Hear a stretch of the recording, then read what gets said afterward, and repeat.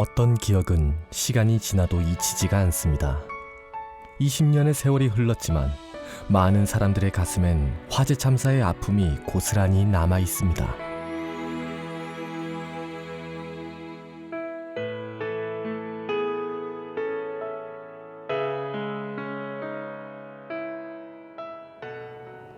대구, 아니 대한민국 사람이라면 잊지 못할 이곳, 중앙로역입니다. 2003년 2월 18일 이곳에서 대구 지하철 화재 참사가 발생했는데요. 192명의 사망자와 151명의 부상자를 낸 최악의 지하철 사고였습니다. 많은 사람들에게 절망과 상처를 준 그날, 그리고 20년이 흘렀습니다. 지난 시간은 우리에게 무엇이었을까요?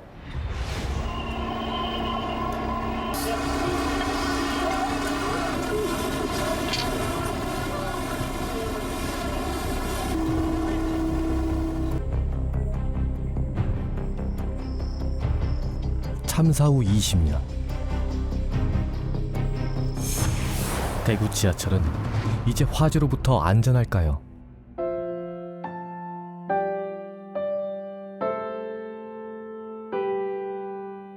대구 지하철 화재 참사 당시 북부소방서 구조대장이었던 황윤찬 씨. 20년 전 기억이 바로 어제 일 같습니다.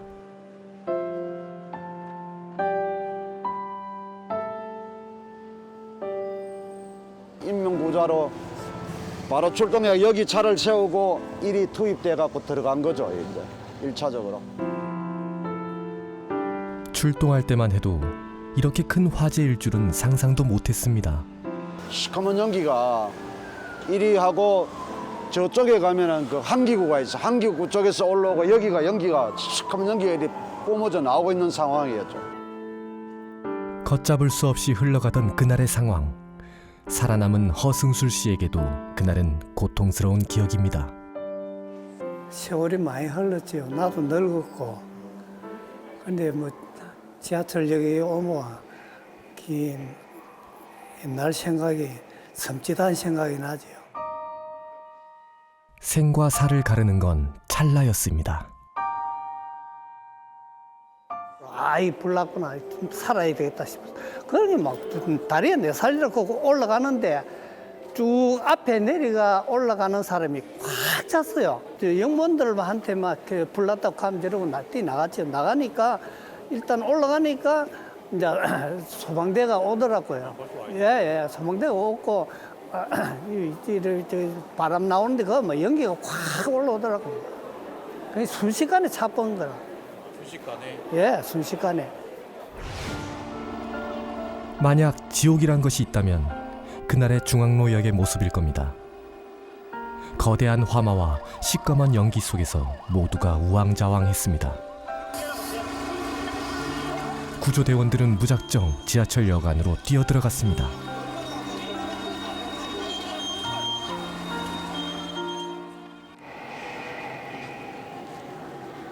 여기 개찰구 이 부분에 또 2명이 쓰러져 있었어. 여기에 시야가 가려갖고 지금 아무것도 안 보이는 상태였었어요. 우리가 여기 들어올 때는 거의 그 랜턴을 들고 와도 거의 그 앞 부분만 보였지 전체적인 시야는 없었으니까 이 불빛은 이 부분은 그 조명 자체는 전부 다 꺼져 있었고, 지금 그러면 이렇게 터벅터벅 이래 걷는데 그때는 그래 걷는 게 아니고 이래 그냥 발을 이래 거의 이래 바닥이 되다시피 이래 가거든요. 그죠? 이렇게 가다 보면 뭔가 이래 탁 걸리면 보니까 만져보니까 사람이더라고. 역을 3차례 왕복하며 15명을 구조했습니다. 하지만 막상 불이 난 선로엔 진입할 수 없었습니다.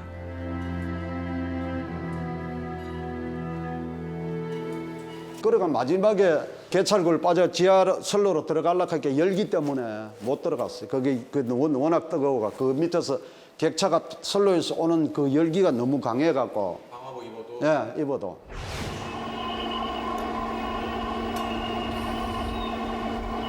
중앙로역에 도착한 1079호 전동차 객차에서 방화용이자 김모 씨가 몸에 불이 붙은 채 뛰쳐나옵니다.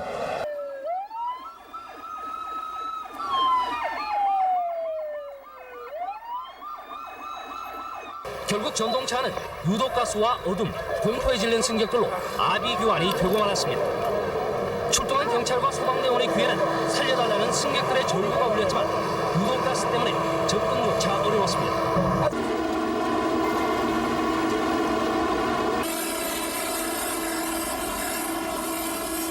그때 그 악몽이라 하는 거야. 지금 생각하면 끔찍스럽죠. 우리가 선로로 따라 들어갔을 때는 객차에서 아직까지 그때 불이 타고 있었어요. 진화가 다 안 되고? 네, 진화가 안 되고. 일부는 진화하고 일부는 구조를 하고 이랬으니까.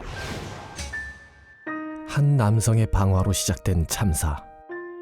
지하철은 수초 만에 불길에 휩싸였고 유독가스를 발생시켰습니다.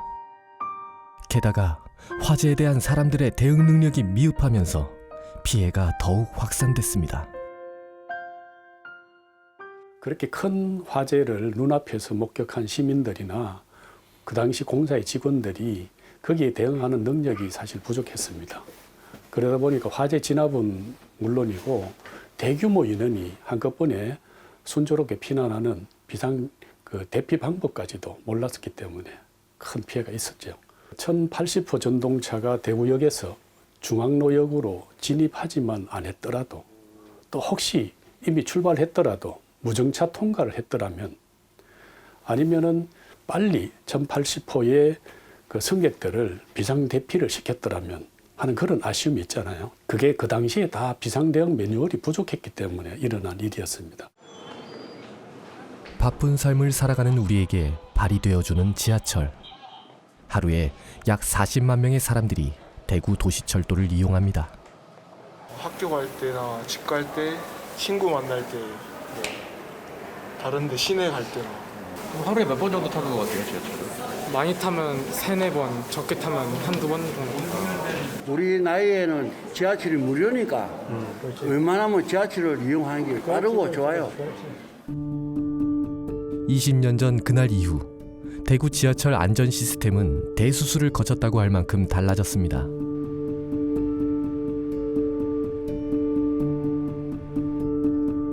대구 지하철 1호선이 운행을 마치고 돌아오는 월배 차량 기지. 이곳에선 매일 지하철 점검이 이루어집니다. 각종 기기에 문제는 없는지, 제동 장치는 잘 작동하는지 수십 가지가 넘는 항목을 꼼꼼히 체크합니다. 그리고 특히나 중요시하는 점검이 있습니다. 바로 화재 시설 점검입니다. 화재가 났을 때를 대비해 탈출 장비가 제대로 작동하는지 확인합니다.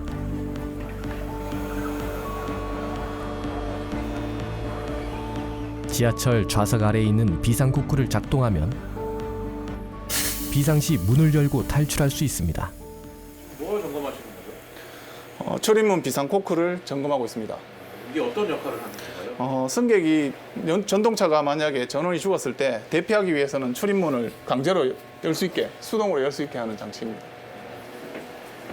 소화기는 압력이 제대로 차 있는지, 안전핀이 제 위치에 있는지 등을 확인합니다. 지하철 안에 있는 비상통화장치 기능도 체크합니다. 말씀하시죠. 예, 잘 들리십니까? 잘 들립니다. 예. 이거는 승객이 응급상황이나 사고가 있었을 때 기관사에게 알리는 장치입니다. 비상시에. 예. 시민들은 누구나 사용할 수 예, 누구나 사용할 수 있습니다. 예. 네, 말씀하시죠. 예, 잘 들리십니까? 네, 잘 들립니다. 예. 기관사와 통화를 하면 종합관제센터에도 같은 대화 내용이 전달되고 자동으로 녹음이 시작됩니다. 참사 이후 지하철의 내부 시설물 소재도 모두 교체됐습니다. 우선 시트, 그리고 벽면, 그리고 광고판, 유리, 그리고 손잡이까지 다 불연 소재로 다 바뀌었습니다. 현재 대구 지하철의 모든 내장재는 불에 잘 타지 않는 소재로 이루어져 있습니다. 참사 당시 화재에 취약한 지하철의 내장재가 불을 빠르게 번지게 했을 뿐 아니라 치명적인 유독가스도 발생시켰던 것에서 얻은 뼈아픈 교훈입니다. 앞도 보이지 않지만은 눈물 콧물이 나고 기침이 나면서 피난할 때 시야를 가리게 됩니다. 따가워서 자꾸 비비게 되고 그런 것들 때문에 유독가스가 위험하다고 하는 거죠. 그래서 대피 제대로 못하죠. 그다음 마시게 되면은 질식성 가스 같은 경우는 취사 농도가 되면 바로 질식을 해버리게 됩니까. 거기다가 이제 뜨거운 게 문제가 되죠. 화재가 발생해서 가까이 있게 되면은 그 연기가 유독가스가 독성도 있는 데다가 온도도 올라가잖아요. 그럼 기도가 손상이 되거든. 예, 그렇게 되면은 폐에서 결국 또 제대로 기능을 못하게 만들어주니까 위험이 두세 배로 가중이 되는 거죠. 참사 당시 인명 피해가 커졌던 이유 중 하나로 꼽히는 것이 방화 셔터입니다. 불이 난 지하 3층에서 빠져나온 승객들이 상가 쪽 통로로도 몰려옵니다. 상가 쪽에서 지하철 역사로 가려던 사람들은 머뭇머뭇 발길을 멈춥니다. 9시 57분쯤 불이 난 지 3분 정도 지나자 더 이상 승객은 빠져나오지 않고 1080호 전동차가 도착한 뒤엔 시커먼 연기가 통로로 번져옵니다. 그리고 방화벽이 닫히면서 지하철 역사와 상가는 완전히 차단돼 대피 통로가 막혀버립니다. 방화 셔터 안에는 비상구가 설치되어 있지만 그것을 모르는 많은 이들이 목숨을 잃어야 했습니다. 그래서 새롭게 제작되는 방화 셔터에는 비상문을 별도로 설치했습니다. 보이시는 게 방화 셔터입니다. 이 근처에 실제로 앞뒤로 있는 감지기들이 동작했을 때 이 방화 셔터가 떨어지게 되고요. 그래서 상가 쪽으로 화재가 번지는 걸 막아줍니다. 안전을 위해 법도 바꾸었습니다. 2022년 이후 신축되는 모든 건축물에는 방화문이 별도인 방화 셔터를 설치해야 합니다. 만약 상가에서 화재가 났을 때 이쪽 안으로 들어갈 수는 없습니다. 한 방향으로만 문이 열리도록 설계되어 있는 거기 때문에 이게 닫혔을 때 혼선이 생길 수 있기 때문에 밖에서 갑자기 사이렌이 울렸을 때 밖에서 열고 다시 화재 난 곳으로 들어갈 수도 있기 때문에 이쪽 한쪽 방향으로만 설치가 되어 있습니다. 사람들이 거기가 문이 있다는 것 자체를 모르는 사람들이 많아요. 예, 예전에는 그랬습니다. 그래서 거기서 많이 사망을 했는 것 같아요. 연기가 확산되는 것을 막는 제연 경계병 역시 화재 참사 이후에 설치된 것입니다. 화재 시 발생하는 연기는 통상의 공기보다 가볍고 뜨거운 온도 때문에 위로 상승하려는 성질이 뚜렷해갖고 이 제연 경계벽이 그런 확산을 최대한 방지해주는 역할을 하고 있습니다. 소리가 나는 타입도 있고. 휴대용 비상 조명 등 불이 켜집니다. 이렇게. 화재용 방독면, 생명 구조 타월 등 찢어서 역사 곳곳에는 화재가 났을 때 필요한 용품들이 비치돼 있습니다. 촉촉해요. 이거를 갖고 몸을 숙이고 갑시다. 희생 위에 세워진 안전. 보다 똑똑하게 재난 안전에 대응할 수 있는 시스템도 도입 중입니다. 1호선 상인역 CCTV에는 스마트 영상 분석 기술을 탑재했습니다. 지하철역 안의 CCTV 영상을 인공지능이 자세히 분석해 경보를 작동시키는 겁니다. 지능형 CCTV로 계속 이제 딥러닝을 통해서 어떤 행동에 대해서 여기 이 사람이 실제적으로 쓰러졌는지 그런 부분들을 판별해서 모니터로 현실을 해주는 겁니다. 그럼 그걸 이제 그걸로 해서 경보를 올려주면은 저희가 이제 무슨 일이 생겼는 줄 알고 판단해서 그렇게 신속 대응할 수 있는. 사람이 쓰러지면 동작을 읽고 경보를 작동시킵니다. CCTV 이벤트가 발생했습니다. 소방 이벤트가 발생했습니다. 이 시스템은 시범 운영 후 확대될 예정입니다.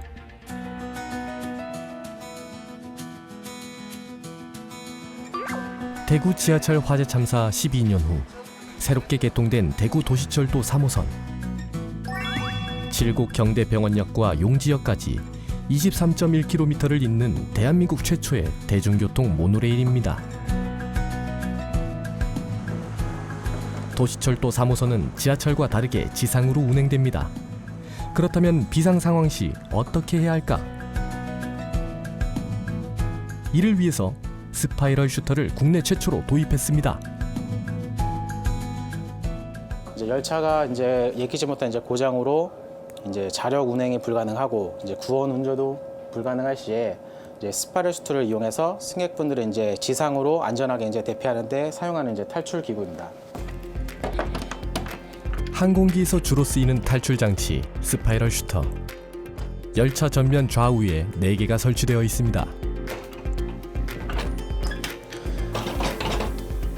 슈트를 펼치면 지상까지 미끄럼 통로가 만들어집니다. 보시면 이게 일자로 되지 않습니까? 이거를 펼치면은 이 안에 구조가 여기 안에 구조가 이렇게 뱅글뱅글 나선형으로 되어 있습니다. 그러니까 일직선으로 내려오는 게 아니라 이렇게 옆으로 나선형에 돌면서 내려옵니다. 스파이럴 슈터의 총 길이는 23m로 도시철도 3호선 궤도 최고 높이인 20m보다 넉넉히 제작되었습니다.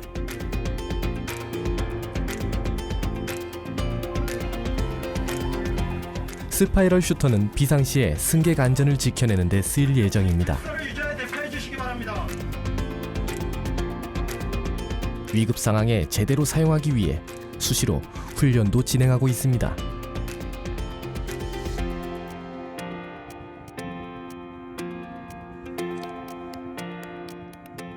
설비적인 대응과 소프트웨어적인 대응을 동시에 갖춰야 됩니다. 소방시설을 잘 갖추어서 또 유지관리도 잘 해서 이게 적재적소에서 대응할 수 있도록 관리하는 것. 대응 매뉴얼을 바탕으로 해서 안전교육이나 비상대응 능력을 키울 수 있도록 반복적인 교육을 통해서 실무 능력을 높여가는 것. 그래서 설비적인 하드웨어나 소프트웨어가 잘 이루어질 때 참사의 고리를 끊을 수 있다고 생각을 합니다. 대구 중앙로역엔 화재로 숨진 192명의 희생자를 기리는 추모 공간이 있습니다.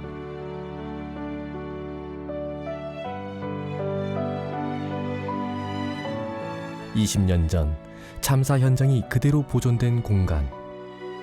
그날을 잊지 않은 사람들의 발길이 이어집니다. 사람들 잊지 말라고 그대로 보존해놨나 봐. 이 영화 정말 너무 보고 싶다. 엄마 사랑한다. 우리 엄마가 못잘 해준 거다. 오늘 나갈 때 엄마가 와서 적었나 봐. 응. 다 탔어. 아무것도 안 보이고 이거 봐봐. 다 탔어. 전화기도 다 타고. 그렇지.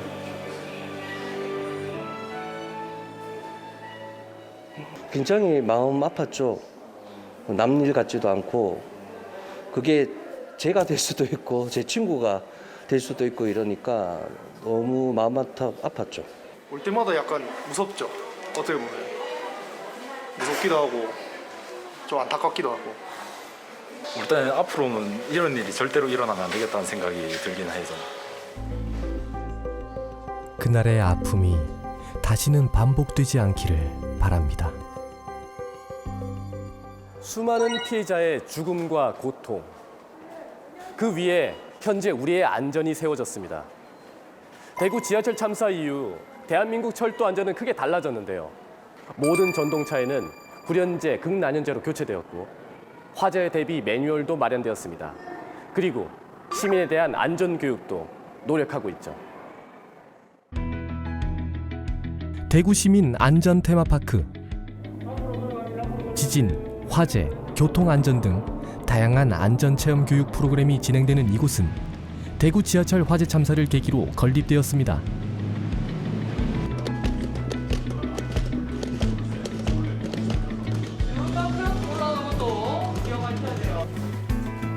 시민들의 안전의식을 높이고 참사가 다시 재발되는 것을 막기 위해 지하철 안전체험을 진행합니다. 아래쪽으로 야광 스티커 보이나요? 네, 야광 스티커. 바로 축광 유도 타일이라는 건데 평소에는 빛을 축적하고 어두워지면 4시간 동안 빛을 내어주는 그런 역할을 하고 있어요. 자, 그 당시에 어떤 분이 여기 노란색 타일을 만지면서 가다 보니까 생존을 하게 되었대요. 그 얘기를 듣고 대구 지하철에만 설치가 되어 있습니다. 매일 눈으로 봤어도 제대로 알지 못했던 안전 설비들, 이곳에서 제대로 배워갑니다. 만약 다시 지하철에 불이 난다면 우리는 제대로 탈출할 수 있을까요? 시민안전 테마파크에선 이런 상황을 체험해 볼 수 있습니다. 자, 아무것도 조작하지 않은 상태에서 한번 열어볼게요. 한번 열어볼까요? 네. 자, 열리지가 않죠? 제가 해도 이렇게 같이 해도 네, 열리지가 않습니다. 앉아주시고요. 자, 실제로 성인 남자 3분이 달라붙어서 겨우 열 수 있는 그런 압력이라고 해요. 자, 그런데 제가 여기 비상코크를 이렇게 만지게 되면, 자, 우리 친구 한번 나와볼까요? 친구가 열 수 있을 정도로, 자, 바뀝니다. 자, 한번 열어볼까요? 하나, 일로. 자, 친구가 열 수 있을 정도로 이렇게 바뀌었죠. 자, 제가 뭘 만졌냐면 이쪽에 보면 빨간색 글자로 출입문 비상코크라고 적힌 부분이 있어요. 비상시에 승객이 스스로 문을 열 수 있는 장치. 20년 전 참사 당시 지하철 문이 닫혀 사상자가 크게 늘었기에 이 교육을 강조하고 있습니다. 비상시 출입문 쪽 의자 옆에 있는 비상코크를 당기는 것, 우리 모두가 기억해야 할 방법입니다.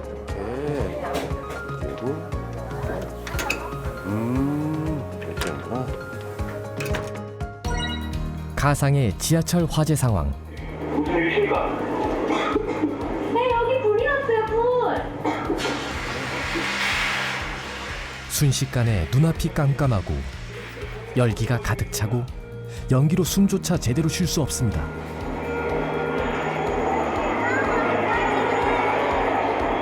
두렵고 절박한 상황. 탈출. 출입문을 수동으로 열어주시기 바랍니다. 출입문 오른쪽 의자 아래 비상코크가 있습니다. 먼저 덮개를 열고 비상열린 손잡이를 당긴 후 좌우로 문을 열면 됩니다. 출입문이 열리는 대로 영문의 안에 따라 역사 밖으로 신속하게 대피하시기 바랍니다. 화재 참사 당시 1분 50초 이상 연기를 들이마신 탑승자들이 피해를 당했습니다. 그래서 체험장에서는 2분 안에 대피하는 것을 원칙으로 합니다.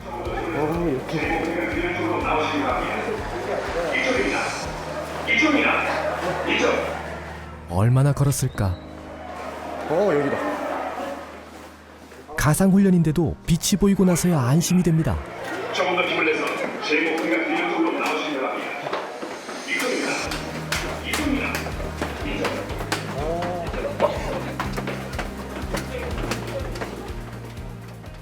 해보시니까 어떠세요? 너무 진짜 제가 몰랐던 것도 많이 알게 됐고 너무 유익한 체험이었어요. 실제로 눈으로 직접 보고 만져볼 수 있고 그 다음에 문이 열리는 걸 확인할 수 있어서 아이들에게 직접적으로 피부에 와닿을 수 있었다고 생각해서 참 좋았던 것 같습니다. 이런 재난 상황이 나면은 그때도 잘할 수 있겠어요? 네. 왜 잘할 수 있을 것 같아요? 여기에서 배웠으니까요. 지하철에 불이 난다면 꼭 기억해야 할 것. 인명 구조 장비 하면은 방독면과 물수건이 있습니다. 소화기도 활용합니다. 대피할 때는 바닥에 축광 유도 타일을 보고 걷습니다. 비상통화는 종합관제센터와 바로 연결됩니다. 생명 구조 타올로 연기 및 유독가스에 질식되지 않게 스스로를 지켜야 합니다.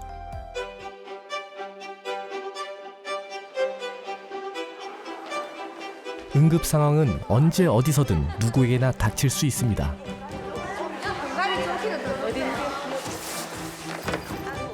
한 시민단체에서 진행한 행사.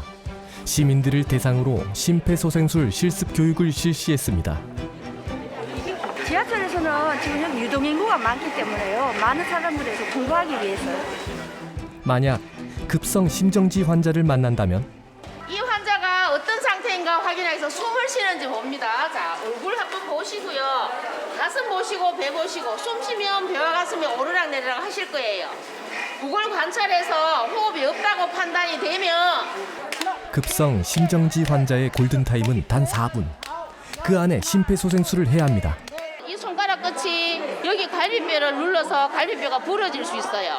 그래서 간을 찌를 수 있고 비상을 찌를 수 있는 거예요. 그래서 손끝을 이렇게 덜어줘야 돼. 네, 덜어주시고 손바닥 내보실래요? 손바닥. 자, 여기 손꿈치. 네, 여기에만 힘이 갈 수 있도록. 심폐소생술을 개별 실습을 통해 몸으로 익힙니다. 막상 해보니 쉽지 않습니다. 학교 다닐 때는 그냥 수업이라서 제대로 안 듣고 그냥 대충 넘겼는데 지하철에 와서 이렇게 하니까 좀 더 기억에 남고 진짜 심정지 환자가 눈앞에 있을 때 더 잘 대처할 수 있을 것 같아서 도움이 많이 된 것 같아서 좋습니다. 심정지 환자가 일반인에게 심폐소생술 받는 비율은 25%에 불과합니다. 제대로 배운다면 누군가의 생명을 살릴 수 있을 겁니다. 인공호흡을 전에 한번 제가 산에서 어떤 쓰러지신 분 인공호흡한 적이 있습니다. 그때 했었는데 그때는 제가 오늘 했던 거하고는 지금 했던 것보다 감도가 상당히 약했던 것 같아요. 오늘은 진짜 제가 정확한 그게 인공호흡 심폐소생술을 이제 배우게 된 것 같습니다. 해보니까 어떠세요? 아니 급한 상황에 누가 한 가족이 어떻게 당할지 모르니까 배우는 거야. 사람 인생에 그래도 저한테 달려있다는 그런 생각으로 해보니까는 좀 무섭기도 하고 좋았던 것 같아요. 다음 기회가 되면 또 배워보고 싶으세요? 네네, 그럼요. 화재로부터 나와 내 가족, 이웃을 지키려면 우리 모두의 노력이 필요합니다. 안전은 불편합니다. 번거롭습니다. 또 비용이 듭니다. 그래서 누구든 하기 싫어합니다.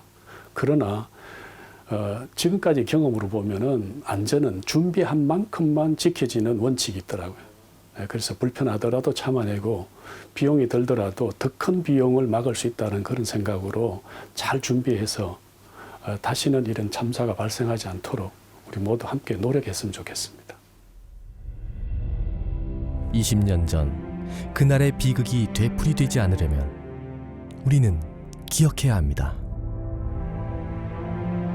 20년이 지났지만 우리가 잊지 말아야 할 사실. 지금 우리가 누리는 안전은 그날의 희생자들이 우리에게 남겨준 유산이라는 것을요. 만약 그날이 되풀이된다면 우리는 우리를, 가족을, 친구를 지켜낼 수 있을까요?